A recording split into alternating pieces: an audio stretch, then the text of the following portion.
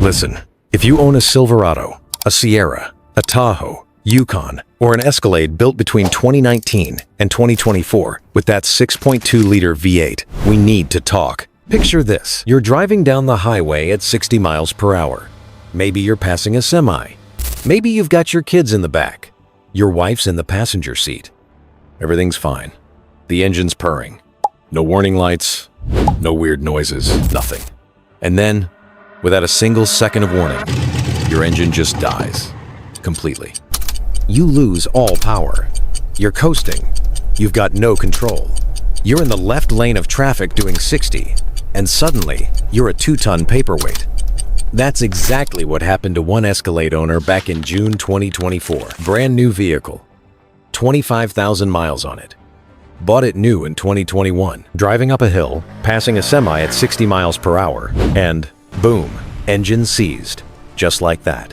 Towed to the dealer. Next day, they tell him his engine is destroyed and needs to be replaced. And here's the thing that should terrify you. This isn't some isolated incident. This isn't one guy who got unlucky. The National Highway Traffic Safety Administration opened an investigation in January 2025 into 877,710 vehicles. Let me say that again. 877,000 vehicles. That's not a typo.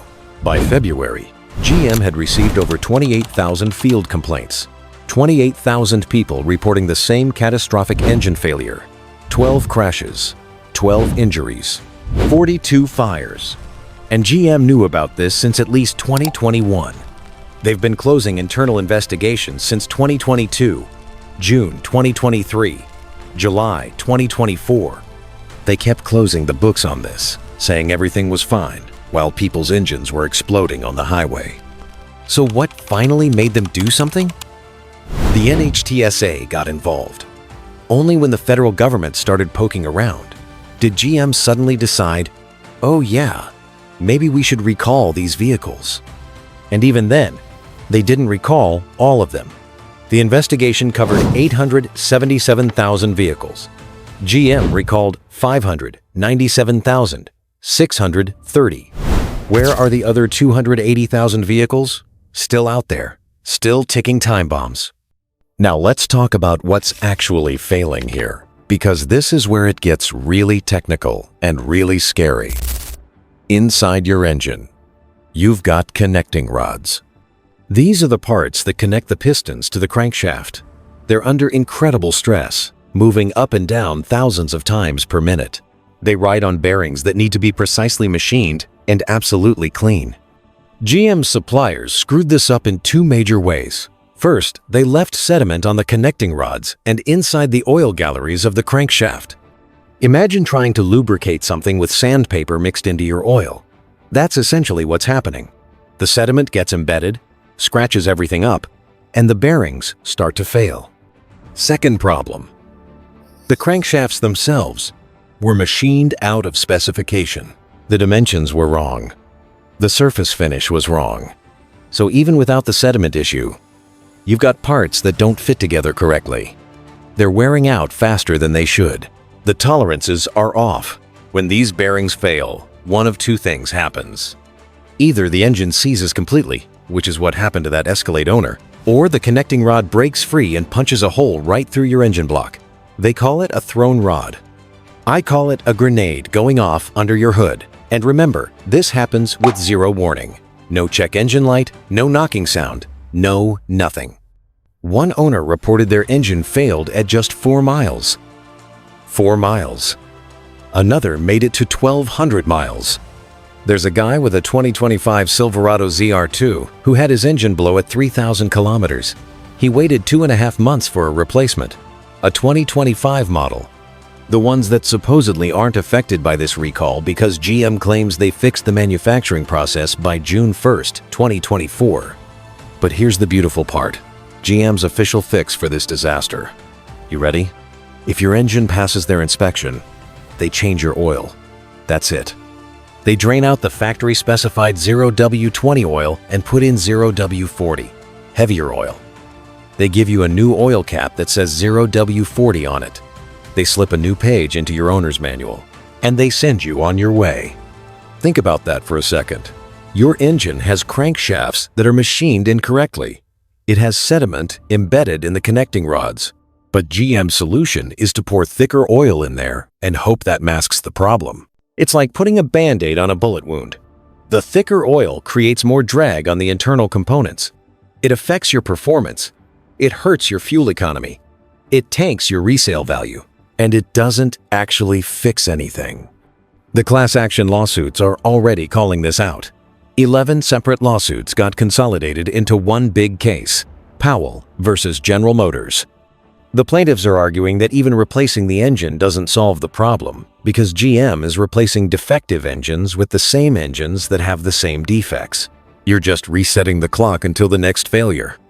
One owner in Illinois bought a 2023 GMC Yukon Denali in October 2022. His check engine light came on in October 2024. Took it to the dealer. They found metal shavings in the oil. The engine block was damaged from a defective connecting rod bearing. They replaced his engine under warranty. Good news, right? Wrong. He's now suing for over $5 million because he claims the replacement engine has the exact same defects. He's driving around in a $70,000 vehicle with what he calls a ticking time bomb under the hood. And the wait times for these replacement engines are absolutely brutal. GM is running the Tonawanda engine plant in New York on overtime, trying to build enough replacement engines. People are reporting wait times of 2 to 6 months. One person said they've been waiting since December 19th, 92 days for a new engine with no estimated time of arrival, no courtesy vehicle, no rental car, nothing. Just a truck sitting at the dealership collecting dust while they make payments on a vehicle they can't drive. Here's another fun detail. GM estimates that only 3% of the recalled engines will actually need replacement. That's 17,929 engines. But they've already received 28,000 complaints. So either their math is very wrong, or they're drastically underestimating how widespread this problem really is. And remember, that 28,000 number is from February. We're past that now. How many more failures have happened since then? Now, while everyone's focused on the 6.2-liter disaster, let's not forget about the 5.3-liter engines. These have been having problems for years with something called Active Fuel Management, or AFM, which got rebranded as Dynamic Fuel Management, DFM. This system shuts down half your cylinders when you're cruising to save fuel. Sounds great in theory. In practice, it's destroying engines.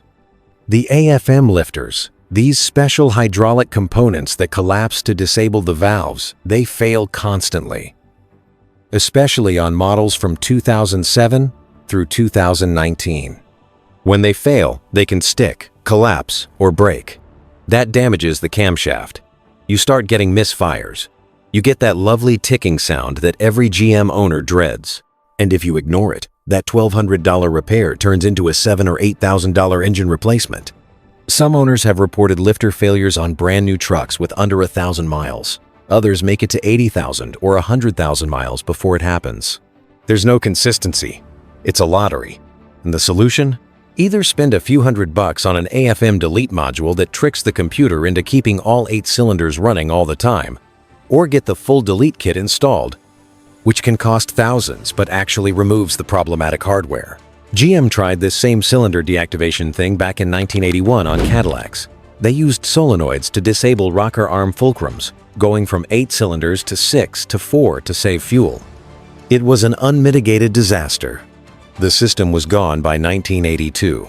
40 years later, they tried it again with AFM and DFM. And guess what? Same problems. Different decade. The internet is full of stories. A guy with a 2015 Silverado, religiously maintained, all the scheduled services done, oil changes on time, October 2024, lifter problems. 2 bent push rods, $3,000 repair bill at 125,000 miles. 5 months later, another lifter collapsed, another 2,750 miles, another repair. Someone else with a 2021 GMC with the 5.3 had to replace all the lifters on both sides at 27,000 miles. 2 weeks later, same noise came back. Another lifter collapsed. What do you even do at that point? There's a reason aftermarket companies are making a fortune selling AFM disablers and delete kits. Range Technology makes one for about $150. Other companies sell them for $70, $80. People are buying these things as fast as they can make them because they don't trust GM's engineering. And let's talk about the class action lawsuit specifically targeting the lifter issue. There's a separate case claiming defective components in the 5.3 L84, the 6.2 L87, and even the 6.0 Vortec L96 engines. The plaintiffs claim the lifters are made of lightweight materials that don't hold up. They say the lifters weren't installed correctly. They claim GM engineers failed to account for contraction and expansion rates between the lifters and the engine block, causing clearance issues that damage critical components. This lawsuit also says GM should have issued a recall, but instead forced owners to pay out of pocket for repairs. Some of these repairs are happening after the warranty expires, leaving people with massive bills for defects that existed from day one. Now here's something that should make your blood boil. GM has known about the bearing issues in the 6.2 since at least 2021. They closed 3 separate internal investigations before the NHTSA got involved. They kept building and selling these engines at the height of the market when trucks were selling for $70,000, $80,000, $90,000 or more. They made record profits while knowingly putting defective engines in their vehicles. The dealer notifications for the recall went out April 24, 2025. Owner notifications started June 9th. But they're doing this in phases. Some people won't get notified until September 30th. So if you own one of these vehicles and you haven't heard anything yet, don't assume you're safe. Check your VIN on GM's website or on the NHTSA website. Look up recall number 25V-274 or GM, recall number N252494001. If your vehicle is in the recall, you need to get it to a dealer for inspection. But here's the catch. Dealers are swamped. Parts are backordered. Replacement engines are scarce. And if your engine is one of the 3% that actually needs replacement, you could be without your vehicle for months. Meanwhile, GM is facing that consolidated class action lawsuit in Michigan. 4 major law firms are leading the charge: the Miller Law Firm, DeCello Levitt, Hagens Berman, and Leaf Cabraser. These are heavy hitters in automotive litigation. Hagens Berman alone has secured settlement benefits worth over $320 billion in various cases. They're not messing around. The lawsuit is seeking compensation for repairs, diminished vehicle value, and safety concerns. Because even if your engine hasn't failed yet, your truck is worth less now. Everyone knows about these problems. Try trading in a 2022 Tahoe with the 6.2 right now. The dealer's going to lowball you because they know about the recall. Private buyers are going to be scared off. You're stuck. And if you're thinking about buying a new GM truck or SUV right now, what are your options? The 6.2 is off the table. The 5.3 has lifter problems. That leaves you with the 3.0 Duramax diesel, which is actually getting decent reliability reviews, or the 2.7-liter turbocharged 4-cylinder, which is pretty solid but doesn't have the power of a V8. Some people are going with the 2500 series trucks instead, getting the 6.6-liter gas engine that doesn't have AFM or DFM. It's a bigger, heavier engine, but it's simpler and more reliable. Of course, you're giving up fuel economy and paying more up front, but at least you're not gambling on whether your engine will last past the warranty. The saddest part of all this? These used to be the engines you could count on. The LS platform, the early Ecotec motors, they were bulletproof. People were getting 200, 300,000 miles out of them with basic maintenance. My uncle has a 2007 Tahoe with the 5.3, 241,000 miles. No catch can, no AFM delete, runs like a dream. But those were built before GM started cutting corners and over-engineering everything trying to meet EPA fuel economy standards. Now they're using lighter materials, more complex systems, tighter tolerances, thinner oils, cylinder deactivation, start-stop systems, and all of it is failing. The transmissions are having issues too. The 6-speed and 8-speed automatics are showing problems with torque converters, rough shifting, shuttering, complete transmission failures. It feels like GM is designing these vehicles to last just long enough to get past the warranty period. 100,000 miles, 60 months, that's it. After that, you're on your own. And for vehicles that cost as much as these do, that's completely unacceptable. The worst part is that GM could have prevented all of this. Better quality control at the supplier level, better inspection procedures at the factory, catching the sediment contamination, verifying the crankshaft dimensions, using proper materials for the lifters. It's not rocket science. It's basic manufacturing discipline. But somewhere along the line, someone decided that saving a few bucks per engine was worth the risk. And now they're paying for it with recalls, lawsuits, and destroyed customer loyalty. If you're one of the owners affected by this, document everything. Keep every receipt. Save every email. Record the dates you contacted the dealer. Take photos. If your engine fails, don't let them tell you it's your fault. Don't let them claim you didn't maintain it properly. These are manufacturing defects. This is on GM and their suppliers, not on you. And if you're in the market for a truck right now, maybe wait. Let GM sort this mess out. Let them prove they've actually fixed the manufacturing issues. Let them prove the 2025 and 2026 engines are actually reliable. Because right now, we're taking their word for it, and their word hasn't been worth much lately. This whole situation is a perfect storm of corporate negligence, cost-cutting, and questionable engineering decisions coming home to roost. And it's the customers who are paying the price with their safety, their money, and their peace of mind.